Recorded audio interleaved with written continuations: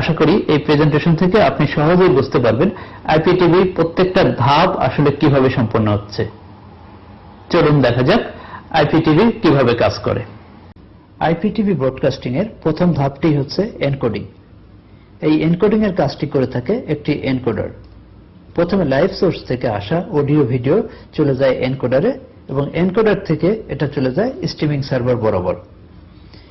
Live সোর্সকে এনকোডারের সাথে connect করার জন্য প্রয়োজন হয় ক্যাপচার কার্ড এবং রেকর্ডেড প্রোগ্রাম চালানোর জন্য এনকোডারে ব্যবহার করা হয় একটি প্লে আউট অটোমেশন সফটওয়্যার।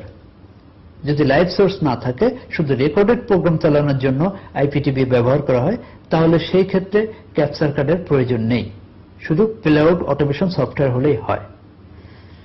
সাধারণত লাইভ সোর্স থেকে আসা ভিডিও অথবা রেকর্ডেড প্রোগ্রামগুলো ফাইলের সাইজ অনেক ভারী হয়ে থাকে এবং এর বিট রেট অনেক বেশি হয়ে থাকে, যেটা সাধারণ ইন্টারনেট লাইন দিয়ে দর্শকের কাছে পৌঁছানো সম্ভব না। তাই এই ফাইলটাকে বিট রেট কমিয়ে ছোট করার জন্য এনকোডিং করতে হয়। সাধারণত H.265 অথবা H.264 টেকনোলজি ব্যবহার করে এনকোডার সেই ফাইলটাকে ছোট আকারে পাঠিয়ে দেয় স্ট্রিমিং সার্ভার বরাবর এবং স্ট্রিমিং সার্ভার HTTP প্রোটোকলের মাধ্যমে ভিউয়ার্সের কাছে অডিও ভিডিও কন্টেন্টকে পৌঁছে দেয়। স্ট্রিমিং সার্ভারের কাজ কি? স্ট্রিমিং সার্ভার মূলত RTMP প্রোটোকল ও RTSP প্রোটোকল এবং HTTP প্রোটোকল ব্যবহার করে। প্রথমে এনকোডার থেকে আসা ভিডিওটি এই প্রোটোকল তিনটির মাধ্যমে এটা ইন্টারনেটের সহযোগিতায় দর্শকদের কাছে পৌঁছে দেয়। অর্থাৎ অডিও ভিডিও কন্টেন্টকে ইন্টারনেট উপযোগী করে তোলার জন্য ব্যবহার করা হয় স্ট্রিমিং সার্ভার। ট্রান্সকোডিং টেকনোলজি। ট্রান্সকোডিং টেকনোলজি আইপিটিভিতে একটি নতুন সংযোজন। যুগের চাহিদায় দর্শক এখন বিভিন্ন ভাগে বিভক্ত। যেমন এখন কেউ টিভি দেখে মোবাইলে, কেউ দেখে ট্যাবলেটে, কেউ ল্যাপটপে, কেউ স্মার্ট টিভিতে অথবা কেউ দেখে সেট টপ বক্সের মাধ্যমে।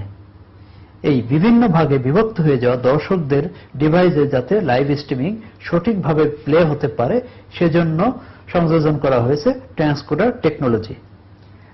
ট্রান্সকোডার টেকনোলজি মূলত লাইভ স্ট্রিমিং ভিডিওটাকে বিভিন্ন ডিভাইস উপযোগী করে তোলে। অর্থাৎ আপনার আইফোন হোক, অ্যান্ড্রয়েড ফোন হোক অথবা সেট টপ বক্স হোক কিংবা স্মার্ট টিভি হোক, সেটা যে ডিভাইসই হোক না কেন, ট্রান্সকোডার বুঝতে পারে আপনি আসলে কোন ডিভাইস ব্যবহার করছেন এবং সেই অনুযায়ী সে ডিটেক্ট করে তার প্রয়োজন মতো লাইভ স্ট্রিমিং ভিডিওটি প্লে করে থাকে।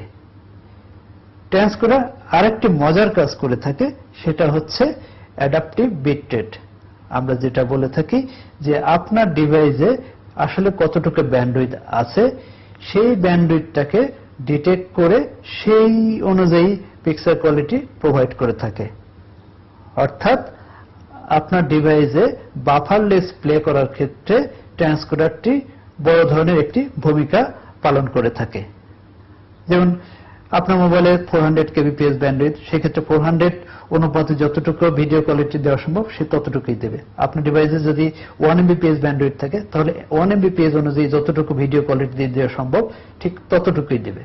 অর্থাৎ ইউজারদেরকে আরো সহজ করে তুলেছে এই ট্রান্সকোডার টেকনোলজি। এবার দেখাবো একটি আইপিটিভির কমপ্লিট ওয়ার্কফ্লো, অর্থাৎ শুরু থেকে শেষ পর্যন্ত একটি আইপিটিভি কিভাবে কাজ করে। লাইভ সোর্স থেকে প্রথমে অডিও ভিডিও চলে যায় এনকোডারে। এনকোডারে রেকর্ডেড প্রোগ্রাম চালানোর জন্য ব্যবহার করা হয় প্লে আউট অটোমেশন সফটওয়্যার। এই প্লে আউট থেকে প্লে হওয়া রেকর্ডেড প্রোগ্রাম অথবা লাইভ সোর্স এনকোডারের মাধ্যমে চলে যায় স্ট্রিমিং সার্ভারে। মূল উৎস থেকে পাওয়া অডিও ভিডিও কন্টেন্ট সাধারণত অনেক ভারী থাকে। এনকোডার এই ভারী ফাইলটিকে কম্প্রেশন টেকনোলজির মাধ্যমে কম্প্রেসড করে স্ট্রিমিং সার্ভার বরাবর পুশ করে। স্ট্রিমিং সার্ভার থেকে উক্ত লাইভ ফিড চলে যায় ট্রান্সকোডারে। ট্রান্সকোডার মূলত এই লাইভ ফিডটাকে বিভিন্ন ডিভাইসের উপযোগী করে তোলে। অর্থাৎ অ্যান্ড্রয়েড কিংবা এটা আইফোন হতে পারে, কোন ডিভাইসে কিভাবে দেখা যাবে সেটা নির্ধারণ করে এই ট্রান্সকোডার। ট্রান্সকোডার থেকে লাইভ ফিডটি চলে যায় ক্যাশিং সার্ভারে। ক্যাশিং সার্ভার আইপিটিভি টেকনোলজিতে আরেকটি নতুন সংযোজন। আর ক্যাশিং সার্ভার মূলত বিশ্বব্যাপী ইন্টারনেট ব্যান্ডউইথের লোড ব্যালেন্সিংটা করে থাকে। অর্থাৎ বিশ্বের বিভিন্ন জায়গায় এক একটি করে ক্যাশিং সার্ভার বসানো আছে। যখন যে জোন থেকে একজন ভিউয়ার্স লাইভ স্ট্রিমিং দেখার চেষ্টা করে, তখন কাছাকাছি একটি সার্ভার থেকে সেই লাইভ ফিডটি সেই ক্যাশিং সার্ভার থেকেই উক্ত দর্শককে লাইভ ফিডটি প্রোভাইড করা হয়। এতে করে সেন্ট্রাল সার্ভারে ইন্টারনেট ব্যান্ডউইথ এবং সার্ভারের প্রসেসিং এর উপরে প্রেসার কম পড়ে এবং ক্যাশিং সার্ভার যেহেতু ইন্টারনেটের সাথে কানেক্টেড, সেহেতু ইন্টারনেট সংযুক্ত যে কোনো ডিভাইস থেকে তখন ওই লাইভ ফিডটি অ্যাক্সেস করা যায়। অর্থাৎ ইন্টারনেটের মাধ্যমে বিশ্বব্যাপী লাইভ স্ট্রিমিং ফিডটি ছড়িয়ে পড়ে। অর্থাৎ আবার যদি বলি, লাইভ সোর্স থেকে প্রথমে ভিডিওটি চলে যায় প্লেআউট সিস্টেমে, প্লেআউট সিস্টেম থেকে এনকোডারের মাধ্যমে লাইভ স্ট্রিমিং সার্ভার হয়ে ট্রান্সকোডারে, এবং ট্রান্সকোডার থেকে ক্যাশিং সার্ভার হয়ে ইন্টারনেটের মাধ্যমে ছড়িয়ে পড়ে বিভিন্ন ডিভাইসে। এভাবেই মূলত একটি আইপিটিভি কাজ করে থাকে।